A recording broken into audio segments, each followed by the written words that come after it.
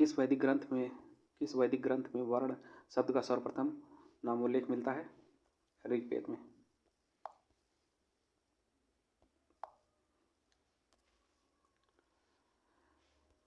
वर्ण व्यवस्था से संबंधित पुरुष सूक्त मूलतः पाया जाता है कहाँ पे? ऋग्वेद में।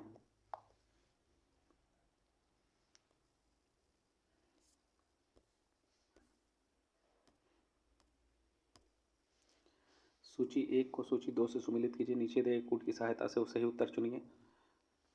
ऋग्वेद क्या है?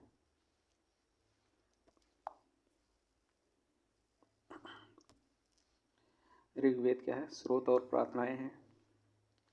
यजुर्वेद है, यजुर्वेद स्रोत एवं कर्मकांड है। सामवेद संगीत से रिलेटेड है। अथर्ववेद में तंत्र मंत्र एवं वशीकरण से रिलेटेड है।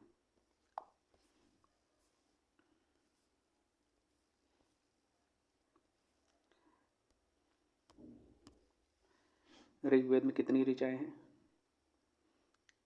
ऋग्वेद में 10,000 समथिंग ऋचाएं हैं। यहाँ कोई भी उत्तर दिया नहीं है, इसलिए गलत है। ऋग्वेद है एक स्रोतों का संकलन है ऋग्वेद। ऋग्वेद क्या है? ऋग्वेद एक ऐतरेय है, ए का तीसरा, और बी सामवेद एक शतपथ है। एक मिनट, सामवेद एक पंचविश है।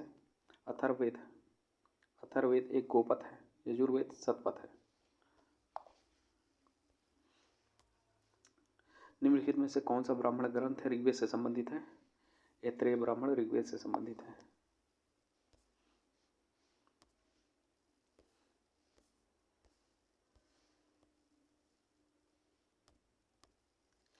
गोपथ ब्राह्मण संबंधित है किससे? अथर्ववेद से संबंधित है। ऋग्वेद का कौन सा मंडल पूर्णतः सोम को समर्पित है? 9वां मंडल पूर्णतः सोम को समर्पित है। 16वां।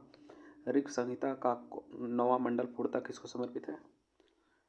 सोम और इसके पेय पर नामाकृत देवता को समर्पित है। 17वां देखते हैं। यज्ञ संबंधी विधि विधानों का पता चलता है यजुर्वेद से। 18। निम्नलिखित में से किसका संकलन ऋग्वेद पर आधारित है? सामवेद का।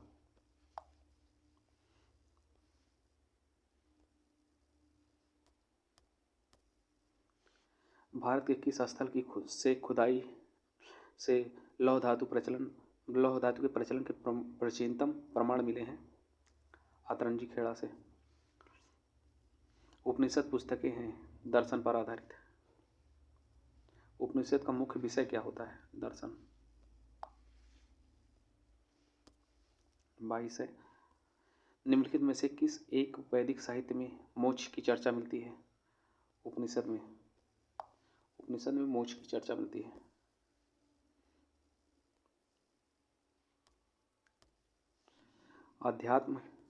अध्यात्म ज्ञान के विषय में नचिकेता और यम का संवाद किस उपनिषद में प्राप्त होता है? कठोपनिषद में। नचिकेता आख्यान का उल्लेख कहाँ मिलता है? कठोपनिषद में। यह है उपनिषद काल के राजा अश्वपति शासक थे कैकेय के। 26 देखते हैं।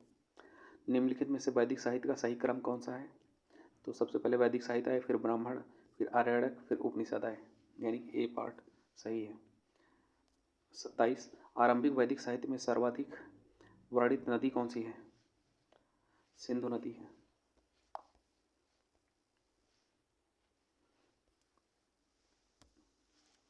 वैदिक नदी अस्किनी की पहचान निम्नांकित नदियों में से किस एक के रूप में की जाती है? चेनाब, यानी अस्किनी को चेनाब कहते थे। ऋग्वेद में निम्नांकित किन नदियों का उल्लेख अफगानिस्तान के साथ आर्यों के संबंध का सूचक है? कुबा या क्रुमो नदी। 30। वैदिक नदी कुबा का स्थान कहाँ निर्धारित होना चाहिए? अफगानिस्तान में। कुबा कहाँ पाई जाती है? कुबा काबुल। प्रूफ डायरेक्ट इसका आंसर सही देखते हैं।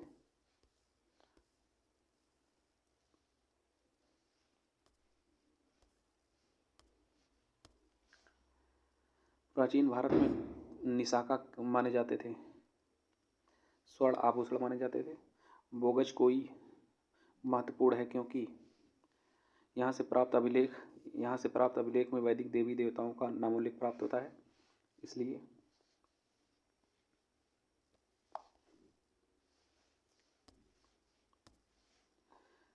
14वीं सदी ईसा पूर्व का एक अभिलेख जिसमें वैदिक देवी देवताओं का वर्णन हुआ प्राप्त हुआ कहाँ से? बोगज कोई से। निम्नलिखित में से किसने आर्यों को के आदि देश के बारे में लिखा है? बाल गंगाधर तिलक ने।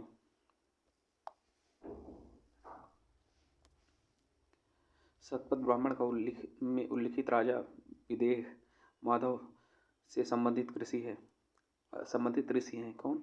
ऋषि गौतम राहुगढ़। 46 उत्तर वैदिक काल में निम्नलिखित में से किनको आर्य संस्कृत का ध्रुव माना जाता था?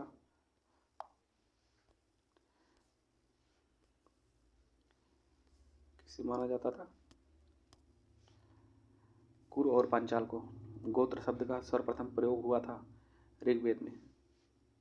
48 पूर्व वैदिक आर्यों का धर्म मुख्यतः था प्रकृति पूजा और यज्ञ। 49 देखते हैं। ऋग्वेद काल में जनता निम्नलिखित में से मुख्यतः किसमें विश्वास करती थी? बलि एवं कर्मकांड में विश्वास रखती थी।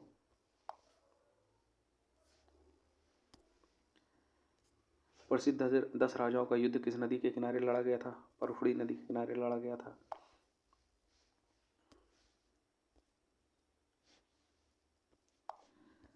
ऋग्वेद में उल्लिखित 10 राजाओं का युद्ध किस नदी के किनारे लड़ा गया? ये पुरुषड़ी नदी के किनारे लड़ा गया। निम्नलिखित में से किस नदी को ऋग्वेद में माते तमा, देवी तमा और नदी तमा कहा गया है? सरस्वती नदी को। उस जनजाति का नाम बतलाइए जो ऋग्वैदिक आर्यों के स्थान से संबंधित नहीं है, किकट है।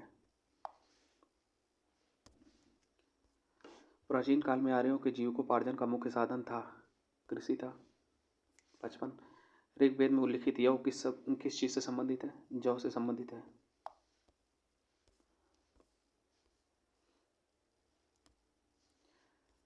ऋग्वैदिक पढ़ी किस वर्ग के नागरिक थे? व्यापारी वर्ग के थे।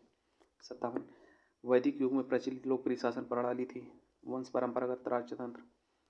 वैदिक युगीन सभा क्या कहलाती थी? मंत्रिपरिषद थी।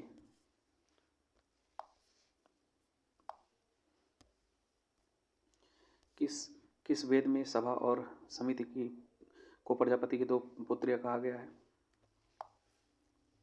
अथर्ववेद में कहा गया है।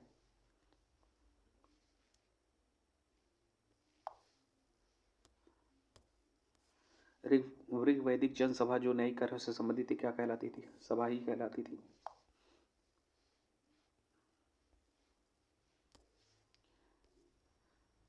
आयुर्वेद अर्थात जीवन का विज्ञान उल्लेख सर्वप्रथम कहाँ मिलता है? अथर्ववेद में। ऋग्वैदिक धर्म था बहुदेववादी। सर्वाधिक ऋग्वैदिक सूक्त समर्पित है इंद्र को। 64 निम्न में से किसे ऋग्वेद में युद्ध का देवता समझा जाता था? इंद्र को।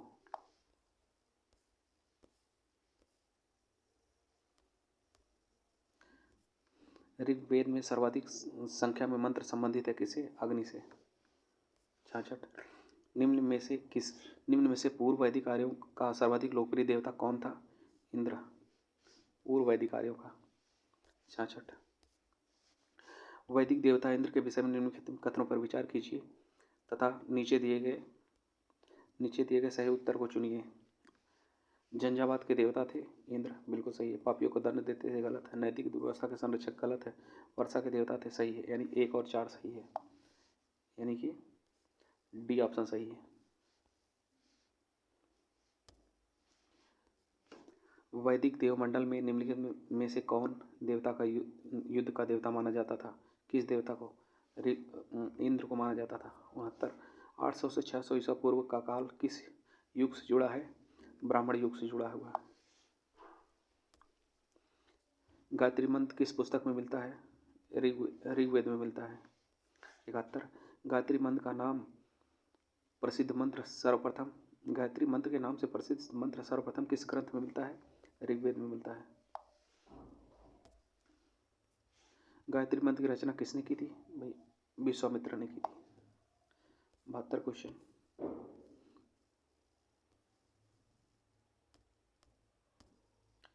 73 सर्ग प्रतिसर्ग वंश मनवंतर और वंशानुचरित संकेतक हैं पुराणों के। 74 पुराणों की संख्या कितनी है? 18 है। श्रीमद् भागवत गीता मौलिक रूप से किस भाषा में लिखी गई? संस्कृत में लिखी गई है। 76 महाभारत मूलतः किस रूप में जानी जाती थी? जय संहिता के नाम से जानी जाती थी।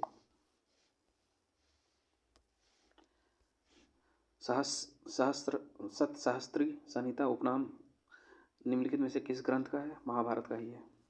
हिंदू पौराणिक कथा के अनुसार समुद्र मंथन हेतु किस सर्प ने रस्सी के रूप में स्वयं को प्रस्तुत किया? वासुकी सर्प ने। 79 किस काल में अछूत की अवधारणा स्पष्ट रूप से उद्धृत हुई थी? धर्मशास्त्र के समय में। सत्यमेव जयते किस उपनिषद से लिया गया है? मुंडको उपनिषद से। सत्यमेव जयते कहाँ से लिया गया है? मुंडको उपनिषद से।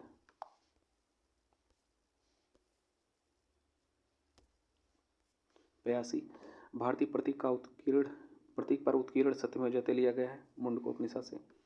तमसो ज्योतिर्गमय कथन है मूलतः कहाँ का? उपनिषदों का है। 84 किस उपनिषद का शाब्दिक अर्थ सफेद घोड़ा है? तैत्तिरीय उपनिषद का। 85 सत्यकाम जबाल की कथा जो अनब्याही मां होने के लांछन को चुनौती देती है उल्लिखित है छंदाग्यो उपनिषद में। 86 ऋग्वेद की मूल लिपि थी?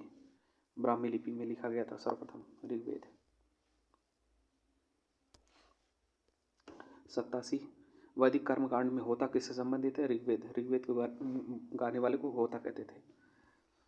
अवेस्ता तथा ऋग्वेद में समानता है। अवेस्ता किस क्षेत्र से संबंधित है? ईरान से संबंधित है। 89 वैदिक काल में जिस जानवर को अघन्या कहा गया वो क्या है? गाय। गाय को अघन्या कहा गया है। ऋग्वेद में अघन्या का प्रयोग हुआ है गाय के लिए। ऋग्वेद में कई परिच्छेदों में प्रयुक्त अघन्य शब्द संदर्भित है गाय के लिए। 91 ऋग्वेद कालीन आर्य और सिंधु घाटी की संस्कृति लोगों की संस्कृति के बीच अंतर के संबंध में लिखित कथनों पर कौन सा सही है? ऋग्वेद कालीन नंबर 1 ऋग्वेद कालीन आर्य कवच और सिरशास्त्र यानी हेलमेट का उपयोग करते थे जबकि सिंधु घाटी सभ्यता के लोगों में इनके उपयोग का कोई साक्ष्य नहीं मिलता है। बिल्कुल सही है। नंबर 2 ऋग्वैदिक कालीन आर्यों को स्वर्ण चांदी और ताम्र का ज्ञान था। गलत। नंबर 3 ऋग्वेद कालीन आर्यों ने घोड़े को पालतू बना लिया था जबकि इस बात का कोई साक्ष्य नहीं कि सिंधु घाटी के लोग इस बस को जानते थे। ये भी गलत है।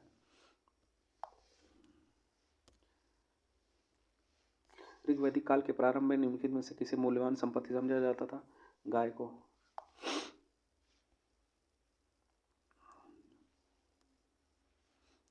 सूची 1 का सूची 2 से मिलान कीजिए।